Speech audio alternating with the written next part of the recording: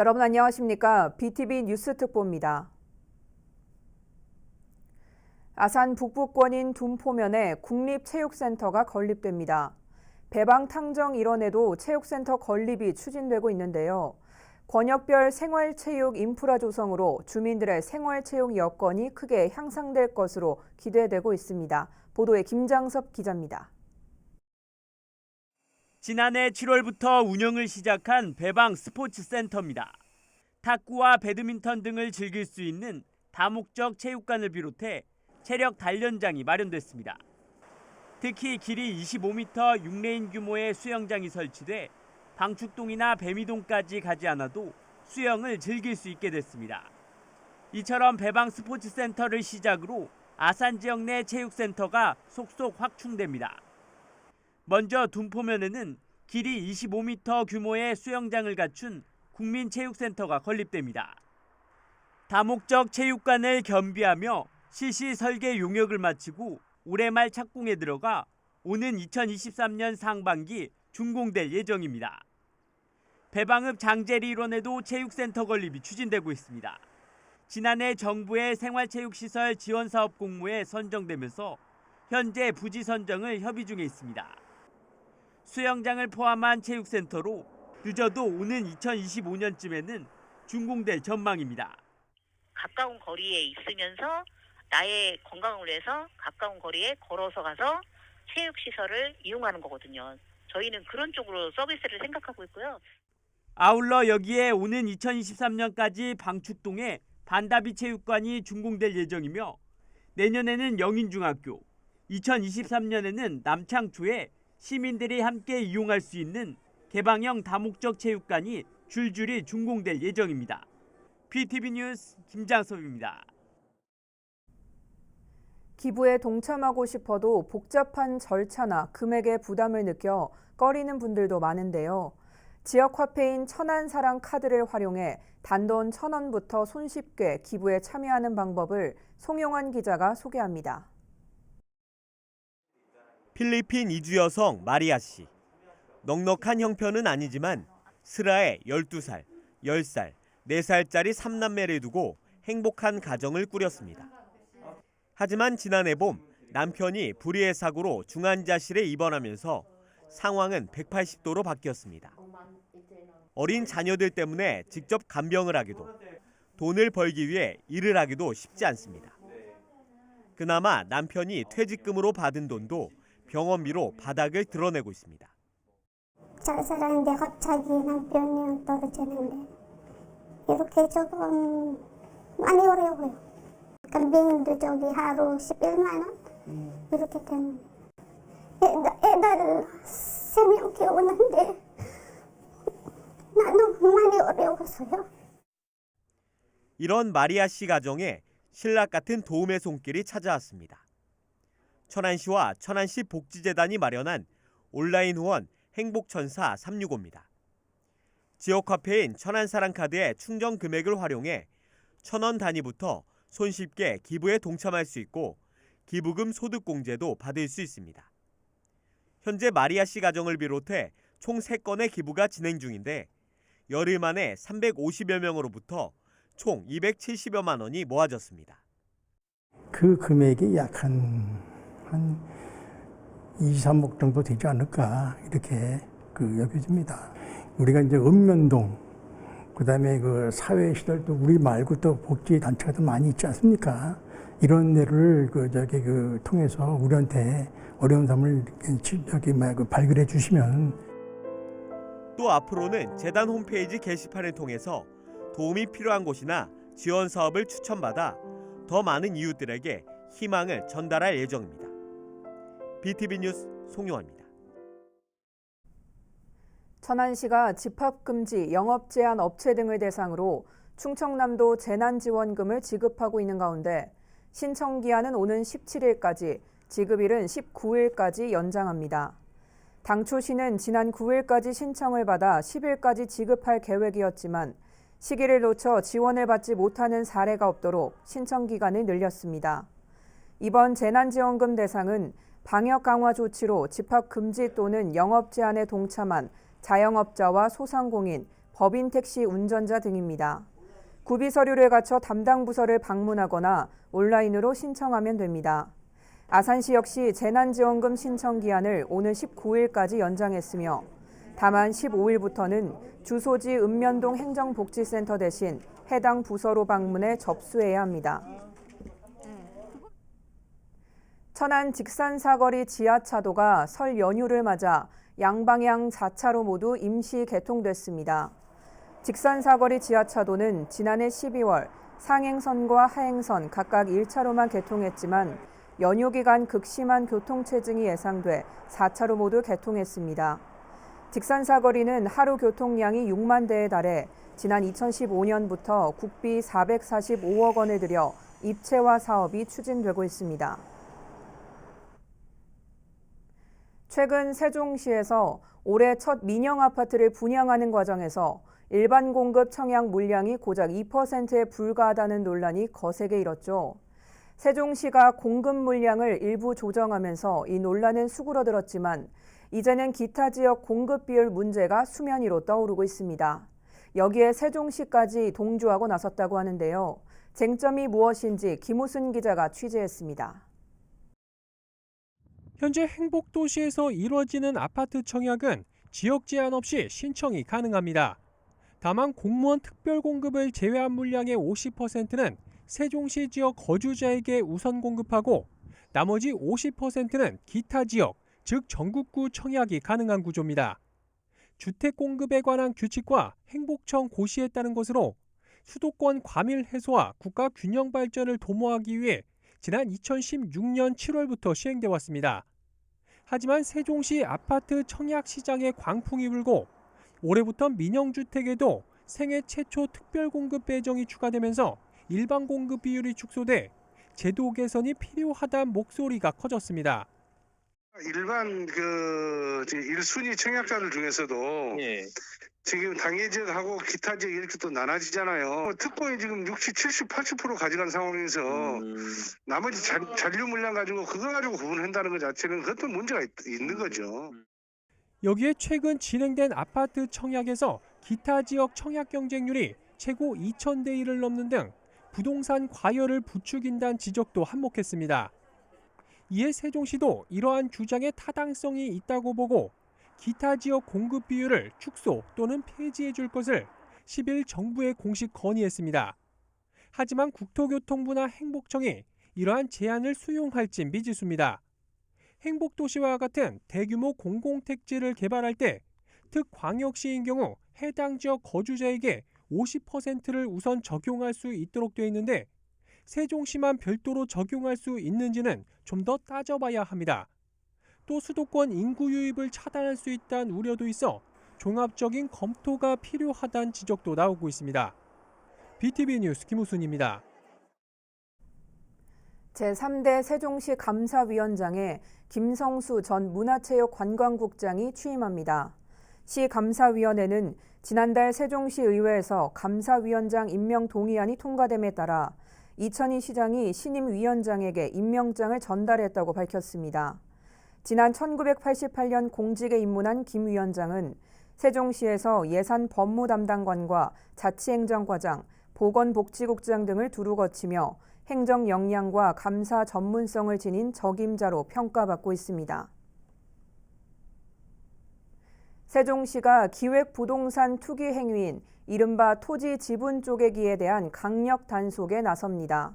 토지 지분 쪼개기란 특정 범인이 관내 개발이 어려운 임야를 싸게 매입한 뒤 수십 명 이상과 지분을 공유 지분으로 비싸게 파는 투기 행위를 말합니다. 세종시는 지역 임야 가운데 20명 이상 공유 지분으로 된 토지는 381필지, 이 중 100명 이상 공유 지분으로는 토지는 52필지에 이르는 것으로 파악하고 있습니다. 또 최근 3년 새 법인 한 곳이 수십 필지의 임야를 1,800여 건의 공유 지분으로 거래를 한 사례도 있습니다. 이에 따라 세종시는 우선 기획부동산 피해를 막기 위해 경찰청과 합동 점검을 실시하는 한편 세금을 피하려는 탈법 행위를 막기 위해 국세청에 관련 정보를 적극 제공하는 등 가능한 정책 수단을 다각적으로 활용할 예정이라고 밝혔습니다.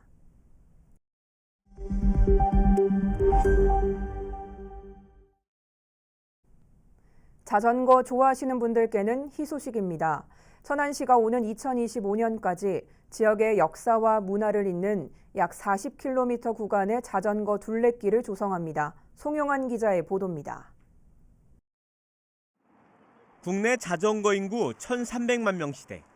하지만 천안시의 자전거 교통 분담률은 0.58%로 2%대인 전국 평균에 크게 미치지 못합니다. 천안시가 자전거 이용 활성화를 위해 39.6km 구간의 자전거 둘레길 조성 계획을 내놨습니다. 먼저 내년까지는 성안천 13.5km 제방도로에 억새길을 조성하고 이어 2025년까지 입장천 포도길과 입장 부소무늬길에도 자전거 도로를 설치할 예정입니다. 기존 독립기념관에서 천안 삼거리공원, 천안천에 있는 28.1km 구간과 현재 추진 중인 병천천 벚꽃길 자전거 도로를 자전거 둘레길과 연결하면 총 78km의 천안 환종주 자전거 도로가 완성됩니다. 멈춰져 있었던 자전거 도로망을 국가 도로망에 연결시켜서 2025년까지는 200리길을 모두 채워 넣을 계획을 천안시 자체적으로 마련해서 이렇게 추진하려고 지금 준비 중에 있습니다. 여기에 대전 세종권의 금강 자전거길, 문경 세제길 등 국가 자전거 도로와의 연계도 추진할 계획입니다. 전동 킥보드를 비롯한 1인용 이동수단에 대한 편의성도 높입니다. 지난해 12월 개정된 법안에 따라 개인형 이동장치 역시 자전거 도로 이용이 가능해졌고 13세 이상이면 운전면허 없이 누구나 운행이 가능합니다. 이에 따라 시는 자전거 횡단보도의 턱을 낮추고 안전표시 확충, 자전거 보험 확대 적용 등을 추진할 예정입니다. 앞으로 교통 분담률이 2.6%가 아니라 그 이상도 될 수가 있다. 우리가 어떻게 자전거 길을 정비하느냐에 따라서 그 교통에도 크게 기여하지 않겠나 이렇게 기대하고 있습니다. 한편 천안시는 오는 4월 조직 개편을 통해 해당 사업들을 전담할 자전거 문화팀을 신설할 계획입니다. BTV 뉴스 송용환입니다. 아산시가 수소 전기버스와 수소 승용차 확대를 위해 수소 충전소 추가 구축에 나섭니다. 당장 올해 6월 인주면에 민간 수소 충전소가 준공될 예정으로 내년까지 배방탕정 일원에 한 곳을 더 추가할 계획입니다. 보도에 김장섭 기자입니다. 아산 복합 공영차고지에 문을 연 수소 충전소입니다. 하루에 수소 500kg까지 충전할 수 있는 규모입니다. 이는 수소버스 14대를 충전할 수 있는 양입니다. 이곳에서는 버스뿐 아니라 승용차 충전도 가능합니다. 현재 아산 지역에서는 수소 전기버스 4대가 운행에 들어간 상태. 올해에는 6대를 추가할 계획입니다. 아울러 민간 수소 승용차도 59대 보급할 계획입니다. 이처럼 친환경 차량 보급 가속화를 위한 수소 충전소 인프라도 확대할 계획입니다. 우선 오는 6월 인주면 현대자동차 인근에 하루 250kg까지 충전이 가능한 민간 수소 충전소가 준공될 예정입니다. 아울러 아산시는 내년까지 인구가 늘고 있는 배방이나 탕정 지역에 1일 500kg 충전이 가능한 충전소 한 곳을 건립 목표로 국비 확보에 나서고 있습니다. 철화동에 이제 충전소가 한 군데 있고요. 그쪽은 이제 남부권 아래쪽을 좀 커버를 한다면 인주 쪽도 곧 이제 수소 충전소가 오픈이 되고 그러다 보니까 제일 인구가 많은 배방 탕정 지역에도 하나 있으면 이 권역별로 어느 정도 이제 맞을 것 같아서. 아울러 시는 올해 전기버스 4대와 전기 승용차 687대를 보급할 예정으로 탄소 중립도시 아산을 만드는 데 앞장설 계획입니다. BTV 뉴스 김장섭입니다. 세종시가 소상공인의 배달앱 중개 수수료 부담을 덜어주기 위해 추진해온 민관협력 배달앱 사업이 본격 시범 운영에 들어갔습니다. 소상공인과 소비자에게 어떤 혜택이 있는지 김우순 기자가 살펴봤습니다. 세종시 민관협력 배달앱이 본격 운영에 들어갔습니다. 지난해 11월 배달앱 운영사 6곳과 업무 협약을 맺은 지 약 3개월 만입니다. 이 중 우선 시범 운영에 들어간 운영사는 자체 배달앱 구축과 여민전 결제 수단 탑재를 마친 먹개비와 소문난샵 등 2곳입니다. 8일 기준으로 배달앱 가맹 점수는 먹개비가 365곳, 소문난샵이 235곳입니다. 세종시와 배달앱 운영사는 당분간 이 가맹 점수를 늘리는 데 집중할 예정입니다. 2월 말까지는 700개 정도, 그러면 한 50% 가까이 저희가 가맹점들을 유치를 할 수 있을 겁니다. 소비자 입장에서는 다양한 식당들이 있어야지 또 이런 세종형 배달앱을 사용하기 때문에 가맹점 확보에 지금 당분간은 최선을 다할 예정입니다. 민관협력 배달앱 운영으로 소상공인들은 배달앱 중개 수수료 부담을 덜 수 있게 됐습니다. 기존에 상용 중인 배달앱은 6%에서 최대 12%에 이르는 중개 수수료를 부담해야 했다면 민관협력 배달앱은 2% 이내의 수수료만 부담하면 됩니다. 실제 8일부터 시범 운영에 들어간 민간협력 배달앱의 중개 수수료는 최소 0.9%에서 1.5%에 불과합니다. 저들 왜 수수료가 비쌀까? 말씀드렸다시피 막강한 마케팅 비용으로 고객을 다 뺏었으니까 그걸 점주한테 이제 부과시켜야 되니까 비싼 거고요. 저희는 점주가 플랫폼이 되게 하니까 고객이 점주한테 가니까 저희는 수수료가 낮아도 됩니다. 소비자는 지역화폐 여민전을 통해 결제하면 오프라인 매장과 동일하게 10% 캐시백 혜택을 받을 수 있습니다. 다만 배달앱 가맹점에 별도의 여민전 사용 표시가 있어야 합니다. 세종시는 업무 협약을 맺은 나머지 4곳의 운영사에 대해서도 조속히 서비스에 나서줄 것을 요청하는 한편 이달 중 출시하지 못하면 협약을 종료할 예정이라고 밝혔습니다. BTV 뉴스 김우순입니다.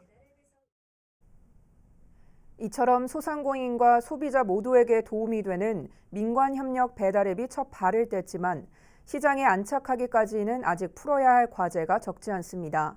무엇이 있는지 계속해서 김우순 기자의 보도입니다. 첫 번째 과제는 민관협력 배달앱의 마케팅입니다. 기존에 상용 중인 공용 배달앱의 경우 최대 12%에 이르는 중개 수수료엔 마케팅 비용이 포함돼 있어 대대적인 광고나 할인을 통한 마케팅이 가능합니다. 하지만 민관협력 배달앱엔 이러한 수수료가 제외돼 있어 소비자들에게 알리는 데 한계가 있습니다. 배달앱 운영사와 소상공인 그리고 지자체 3자 간 협업이 무엇보다 중요한 이유입니다. 막대한 비용을 들어서 배달의 민족이나 요기요 이런 거대 회사들을 상대로 마케팅을 한다는 것은 현실적으로 불가능합니다. 그런데 제가 이 말씀을 드린 이유는 상인들도 협조를 해야 된다는 겁니다. 그리고 지자체에서도 협력을 많이 해주셔야 됩니다. 그만큼 어려운 싸움입니다, 사실. 가맹점을 얼마나 확보할 수 있느냐도 관건입니다.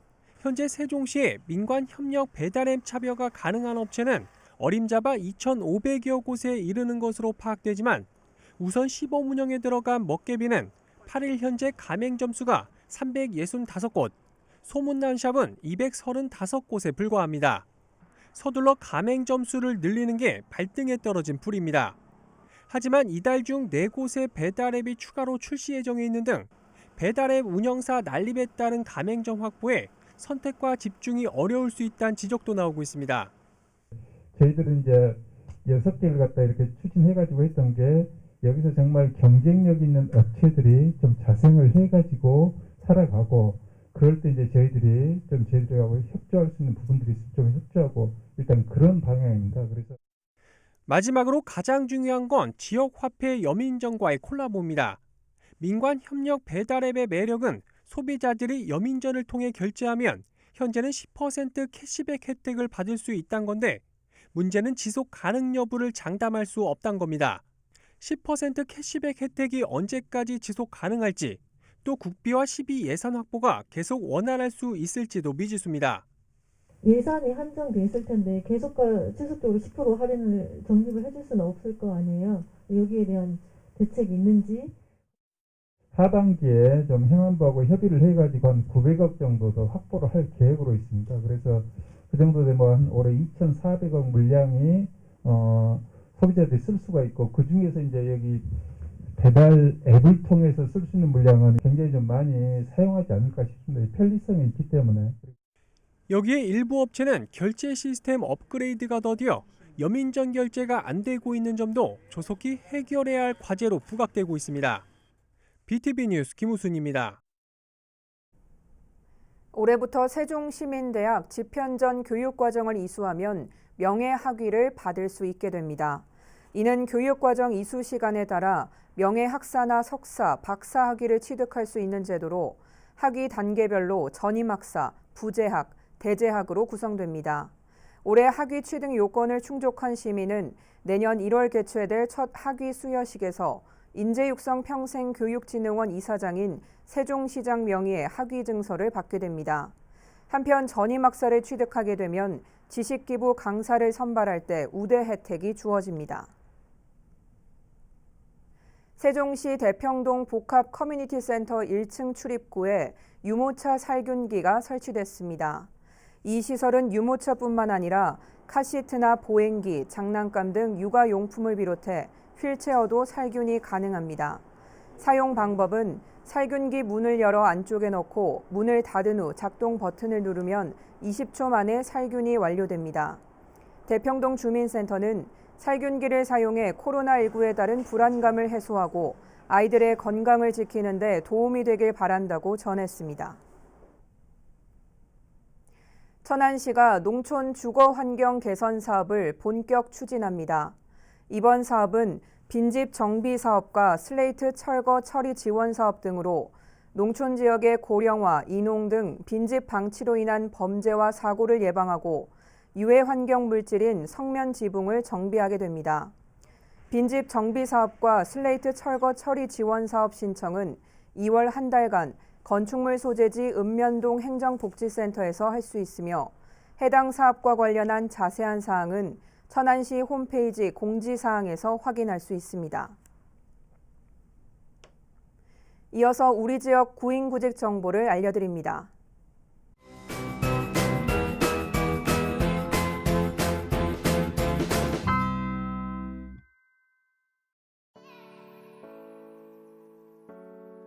주식회사 다인솔루션에서 지게차 운전 업무를 담당할 직원 1명을 채용합니다. 팩스 또는 이메일로 지원 가능하며 문의사항은 041-570-5543번을 통해 안내받을 수 있습니다.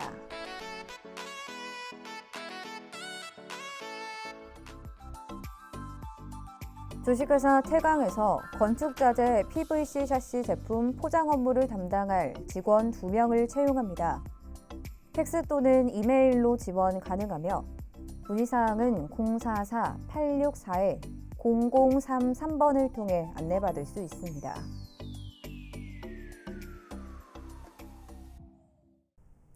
BTV 뉴스 특보 1부 마칩니다. 잠시 후에 뵙겠습니다.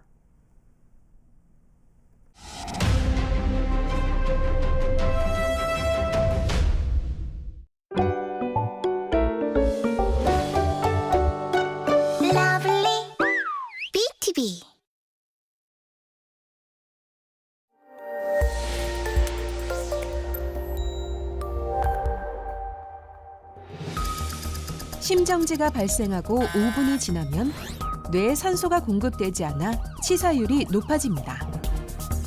이때 꼭 필요한 것, 바로 심폐소생술입니다. 성인의 심폐소생술 어떻게 해야 할까요? 먼저 환자의 어깨를 가볍게 치면서 반응을 확인합니다. 이후 주변 사람들에게 119에 신고를 부탁하고 자동 심장 충격기를 가져다 줄 것을 요청합니다. 그 다음 환자의 호흡을 확인합니다.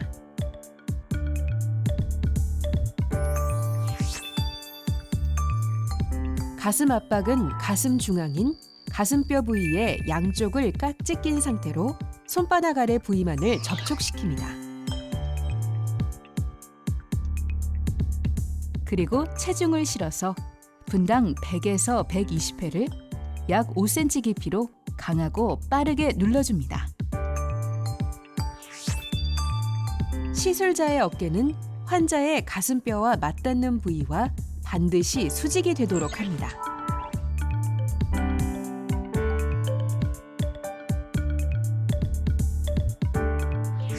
환자가 의식을 회복하거나 119 구급대원이 도착할 때까지 반복해줍니다.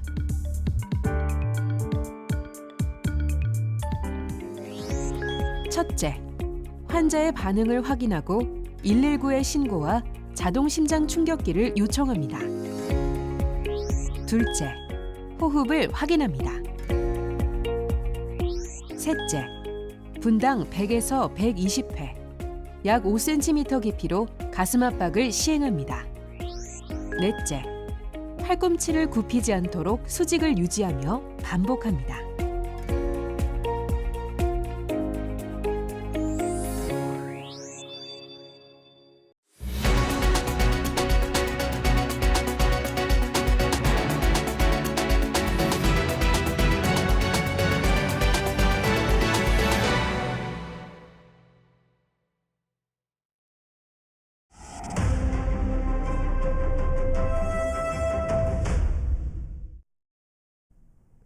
여러분 안녕하십니까? BTV 뉴스 특보 2부입니다. 기부에 동참하고 싶어도 복잡한 절차나 금액의 부담을 느껴 꺼리는 분들도 많은데요. 지역 화폐인 천안사랑카드를 활용해 단돈 1,000원부터 손쉽게 기부에 참여하는 방법을 송용환 기자가 소개합니다. 필리핀 이주 여성 마리아 씨. 넉넉한 형편은 아니지만 슬하에 12살, 10살, 4살짜리 3남매를 두고 행복한 가정을 꾸렸습니다. 하지만 지난해 봄 남편이 불의의 사고로 중환자실에 입원하면서 상황은 180도로 바뀌었습니다. 어린 자녀들 때문에 직접 간병을 하기도, 돈을 벌기 위해 일을 하기도 쉽지 않습니다. 그나마 남편이 퇴직금으로 받은 돈도 병원비로 바닥을 드러내고 있습니다. 잘 살았는데 갑자기 남편이 떨어지는데 이렇게 조금 많이 어려워요. 간병인도 저기 하루 11만 원 이렇게 되는. 애들 3명 키우는데 나는 많이 어려웠어요. 이런 마리아 씨 가정에 신락 같은 도움의 손길이 찾아왔습니다. 천안시와 천안시 복지재단이 마련한 온라인 후원 행복천사 365입니다. 지역화폐인 천안사랑카드의 충전 금액을 활용해 1,000원 단위부터 손쉽게 기부에 동참할 수 있고 기부금 소득공제도 받을 수 있습니다. 현재 마리아 씨 가정을 비롯해 총 3건의 기부가 진행 중인데 열흘 만에 350여 명으로부터 총 270여만 원이 모아졌습니다. 그 금액이 약 한 2, 3억 정도 되지 않을까 이렇게 여겨집니다. 우리가 이제 읍면동, 그다음에 그 사회시설도 우리 말고 또 복지 단체가 더 많이 있지 않습니까?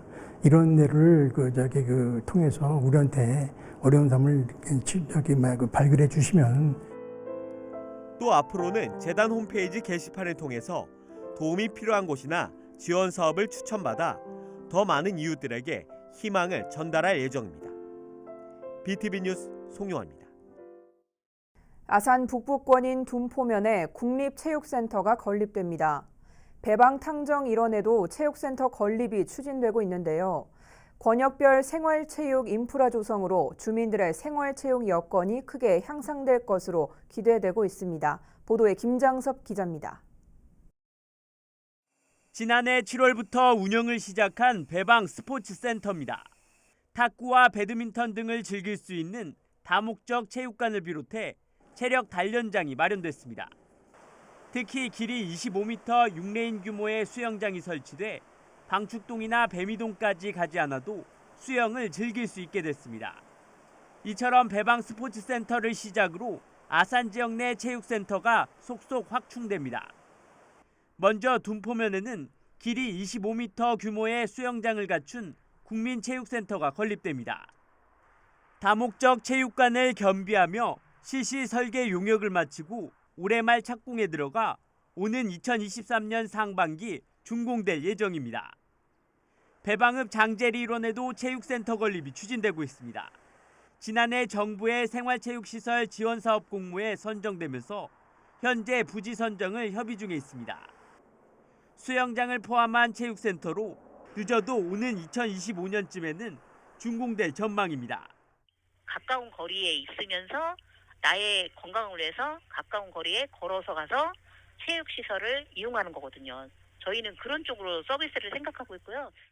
아울러 여기에 오는 2023년까지 방축동에 반다비 체육관이 준공될 예정이며 내년에는 영인중학교, 2023년에는 남창초에 시민들이 함께 이용할 수 있는 개방형 다목적 체육관이 줄줄이 준공될 예정입니다.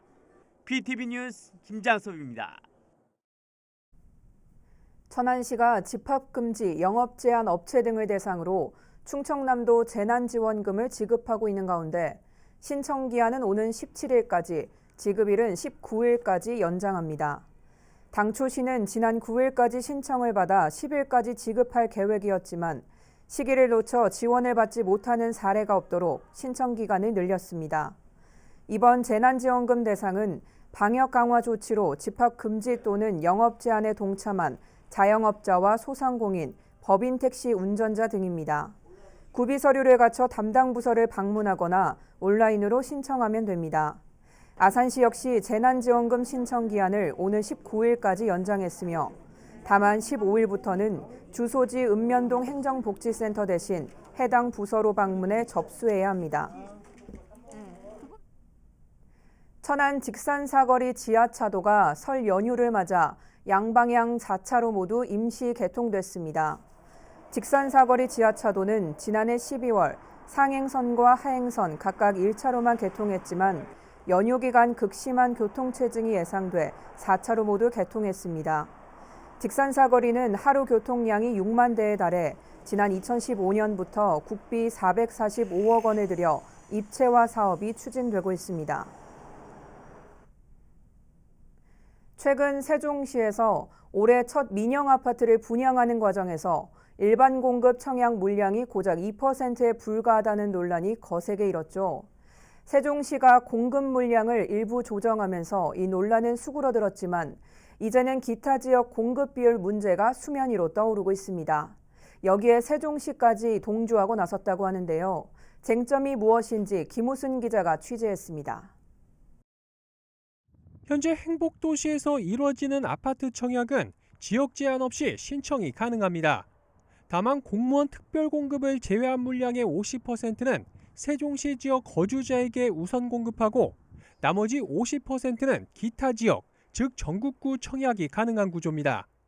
주택 공급에 관한 규칙과 행복청 고시에 따른 것으로 수도권 과밀 해소와 국가 균형 발전을 도모하기 위해 지난 2016년 7월부터 시행돼 왔습니다. 하지만 세종시 아파트 청약 시장에 광풍이 불고 올해부터 민영주택에도 생애 최초 특별 공급 배정이 추가되면서 일반 공급 비율이 축소돼 제도 개선이 필요하다는 목소리가 커졌습니다.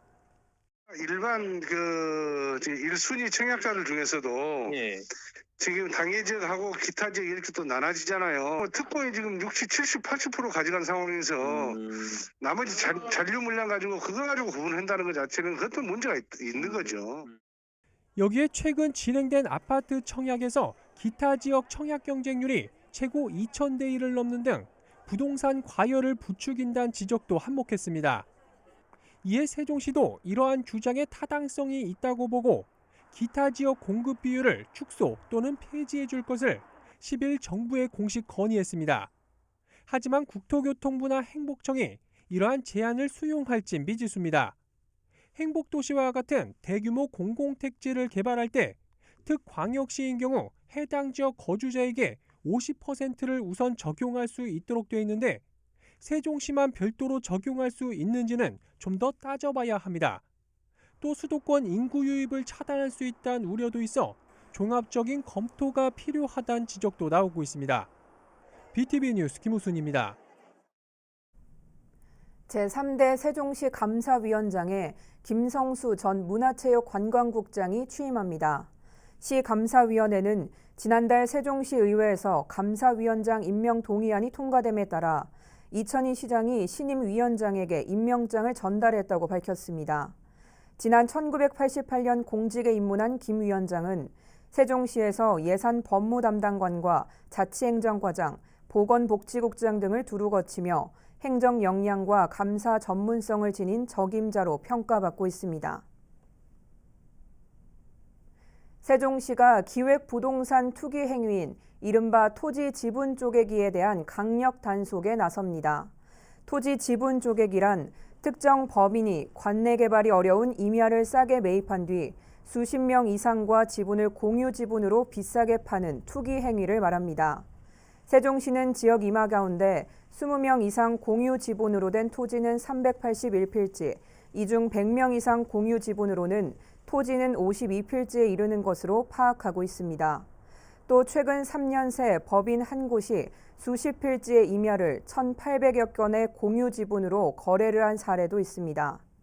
이에 따라 세종시는 우선 기획부동산 피해를 막기 위해 경찰청과 합동 점검을 실시하는 한편 세금을 피하려는 탈법 행위를 막기 위해 국세청에 관련 정보를 적극 제공하는 등 가능한 정책 수단을 다각적으로 활용할 예정이라고 밝혔습니다.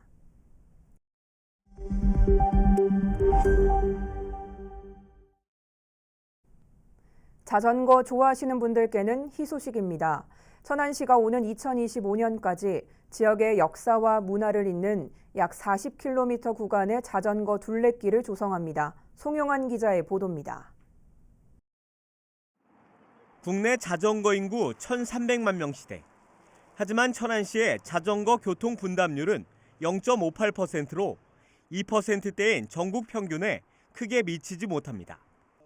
천안시가 자전거 이용 활성화를 위해 39.6km 구간의 자전거 둘레길 조성 계획을 내놨습니다. 먼저 내년까지는 성안천 13.5km 제방도로에 억새길을 조성하고 이어 2025년까지 입장천 포도길과 입장 부소무늬길에도 자전거 도로를 설치할 예정입니다. 기존 독립기념관에서 천안 삼거리공원, 천안천에 있는 28.1km 구간과 현재 추진 중인 병천천 벚꽃길 자전거 도로를 자전거 둘레길과 연결하면 총 78km의 천안 환종주 자전거 도로가 완성됩니다. 멈춰져 있었던 자전거 도로망을 국가 도로망에 연결시켜서 2025년까지는 200리길을 모두 채워 넣을 계획을 천안시 자체적으로 마련해서 이렇게 추진하려고 지금 준비 중에 있습니다. 여기에 대전 세종권의 금강 자전거길, 문경 세제길 등 국가 자전거 도로와의 연계도 추진할 계획입니다. 전동 킥보드를 비롯한 1인용 이동수단에 대한 편의성도 높입니다. 지난해 12월 개정된 법안에 따라 개인형 이동장치 역시 자전거 도로 이용이 가능해졌고 13세 이상이면 운전면허 없이 누구나 운행이 가능합니다.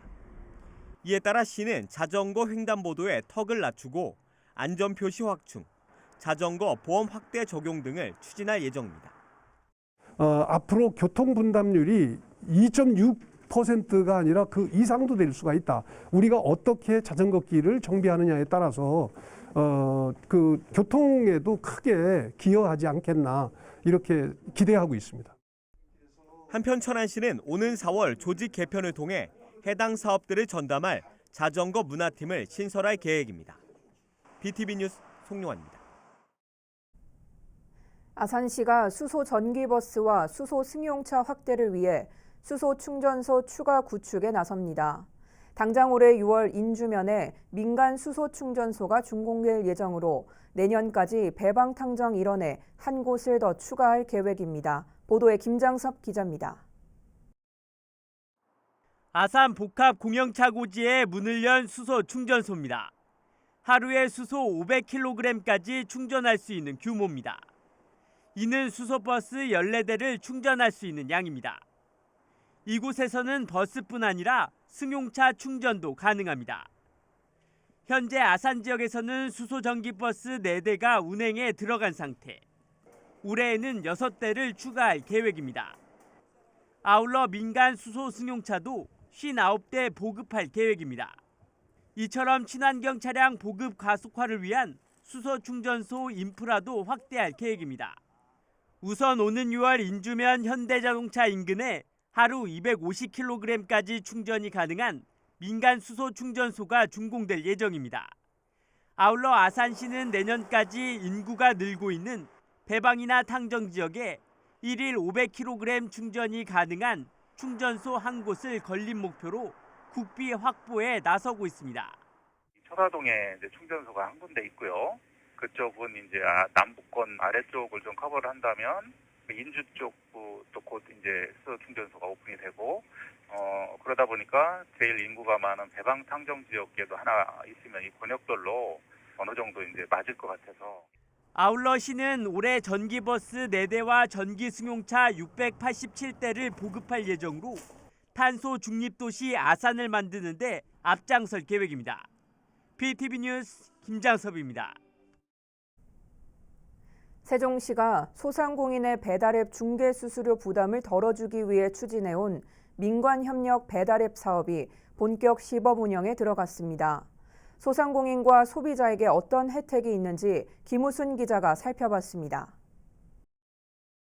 세종시 민관협력 배달앱이 본격 운영에 들어갔습니다. 지난해 11월 배달앱 운영사 6곳과 업무 협약을 맺은 지 약 3개월 만입니다.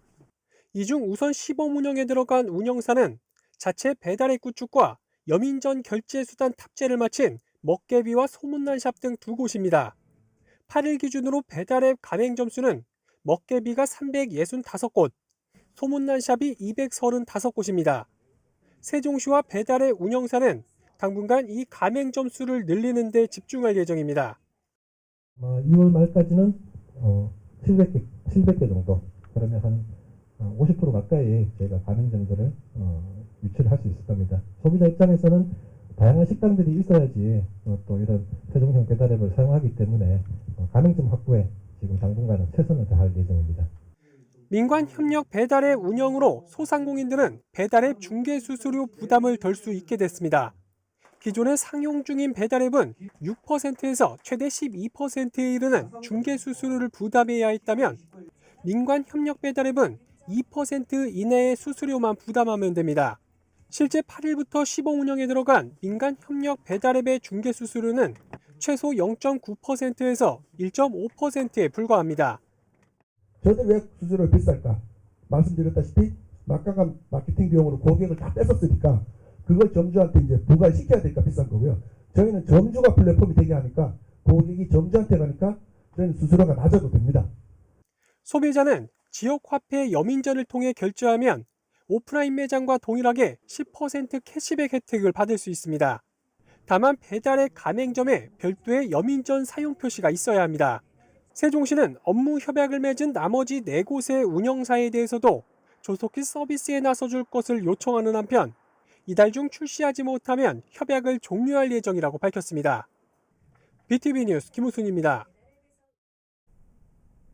이처럼 소상공인과 소비자 모두에게 도움이 되는 민관협력 배달앱이 첫 발을 뗐지만 시장에 안착하기까지는 아직 풀어야 할 과제가 적지 않습니다. 무엇이 있는지 계속해서 김우순 기자의 보도입니다. 첫 번째 과제는 민관협력 배달앱의 마케팅입니다. 기존에 상용 중인 공용 배달앱의 경우 최대 12%에 이르는 중개 수수료엔 마케팅 비용이 포함돼 있어 대대적인 광고나 할인을 통한 마케팅이 가능합니다. 하지만 민관협력 배달앱엔 이러한 수수료가 제외돼 있어 소비자들에게 알리는 데 한계가 있습니다. 배달앱 운영사와 소상공인 그리고 지자체 3자 간 협업이 무엇보다 중요한 이유입니다. 막대한 비용을 들어서 배달의 민족이나 요기요 이런 거대 회사들을 상대로 마케팅을 한다는 것은 현실적으로 불가능합니다. 그런데 제가 이 말씀을 드린 이유는 상인들도 협조를 해야 된다는 겁니다. 그리고 지자체에서도 협력을 많이 해주셔야 됩니다. 그만큼 어려운 싸움입니다, 사실. 가맹점을 얼마나 확보할 수 있느냐도 관건입니다. 현재 세종시에 민관협력 배달앱 참여가 가능한 업체는 어림잡아 2,500여 곳에 이르는 것으로 파악되지만 우선 시범 운영에 들어간 먹개비는 8일 현재 가맹점 수가 365곳, 소문난샵은 235곳에 불과합니다. 서둘러 가맹점 수를 늘리는 게 발등에 떨어진 불입니다.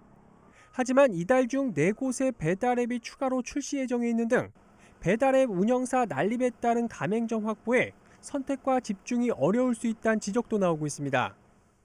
저희들은 이제 6개를 갖다 이렇게 추진해가지고 했던 게 여기서 정말 경쟁력 있는 업체들이 좀 자생을 해가지고 살아가고 그럴 때 이제 저희들이 좀 저희들하고 협조할 수 있는 부분들이 있으면 좀 협조하고 일단 그런 방향입니다. 그래서 마지막으로 가장 중요한 건 지역화폐 여민전과의 콜라보입니다. 민관 협력 배달앱의 매력은 소비자들이 여민전을 통해 결제하면 현재는 10% 캐시백 혜택을 받을 수 있다는 건데 문제는 지속 가능 여부를 장담할 수 없다는 겁니다. 10% 캐시백 혜택이 언제까지 지속 가능할지 또 국비와 시비 예산 확보가 계속 원활할 수 있을지도 미지수입니다. 예산이 한정돼 있을 텐데 계속 지속적으로 10% 할인을 적립을 해줄 수는 없을 거 아니에요. 여기에 대한 대책이 있는지. 하반기에 좀 행안부하고 협의를 해가지고 한 900억 정도 더 확보를 할 계획으로 있습니다. 그래서 그 정도 되면 한 올해 2,400억 물량이 소비자들이 쓸 수가 있고 그 중에서 이제 여기 배달 앱을 통해서 쓸 수 있는 물량은 굉장히 좀 많이 사용하지 않을까 싶습니다. 편리성이 있기 때문에. 여기에 일부 업체는 결제 시스템 업그레이드가 더디어 여민전 결제가 안 되고 있는 점도 조속히 해결해야 할 과제로 부각되고 있습니다. BTV 뉴스 김우순입니다. 올해부터 세종시민대학 집현전 교육과정을 이수하면 명예학위를 받을 수 있게 됩니다. 이는 교육과정 이수 시간에 따라 명예학사나 석사, 박사 학위를 취득할 수 있는 제도로 학위 단계별로 전임학사, 부재학, 대재학으로 구성됩니다. 올해 학위 취득 요건을 충족한 시민은 내년 1월 개최될 첫 학위 수여식에서 인재육성평생교육진흥원 이사장인 세종시장 명의의 학위 증서를 받게 됩니다. 한편 전임학사를 취득하게 되면 지식기부 강사를 선발할 때 우대 혜택이 주어집니다. 세종시 대평동 복합 커뮤니티센터 1층 출입구에 유모차 살균기가 설치됐습니다. 이 시설은 유모차뿐만 아니라 카시트나 보행기, 장난감 등 육아용품을 비롯해 휠체어도 살균이 가능합니다. 사용 방법은 살균기 문을 열어 안쪽에 넣고 문을 닫은 후 작동 버튼을 누르면 20초 만에 살균이 완료됩니다. 대평동 주민센터는 살균기를 사용해 코로나19에 따른 불안감을 해소하고 아이들의 건강을 지키는 데 도움이 되길 바란다고 전했습니다. 천안시가 농촌 주거 환경 개선 사업을 본격 추진합니다. 이번 사업은 빈집 정비 사업과 슬레이트 철거 처리 지원 사업 등으로 농촌 지역의 고령화, 인농 등 빈집 방치로 인한 범죄와 사고를 예방하고 유해 환경 물질인 성면 지붕을 정비하게 됩니다. 빈집 정비 사업과 슬레이트 철거 처리 지원 사업 신청은 2월 한 달간 건축물 소재지 읍면동 행정복지센터에서 할 수 있으며 해당 사업과 관련한 자세한 사항은 천안시 홈페이지 공지사항에서 확인할 수 있습니다. 이어서 우리 지역 구인구직 정보를 알려드립니다.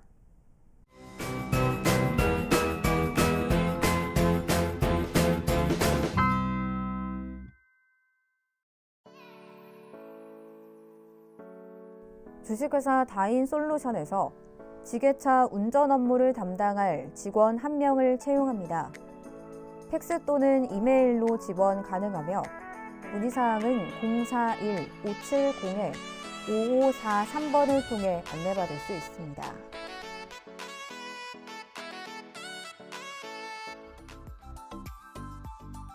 주식회사 태강에서 건축자재 PVC 샤시 제품 포장 업무를 담당할 직원 2명을 채용합니다. 팩스 또는 이메일로 지원 가능하며 문의사항은 044-864-0033번을 통해 안내받을 수 있습니다.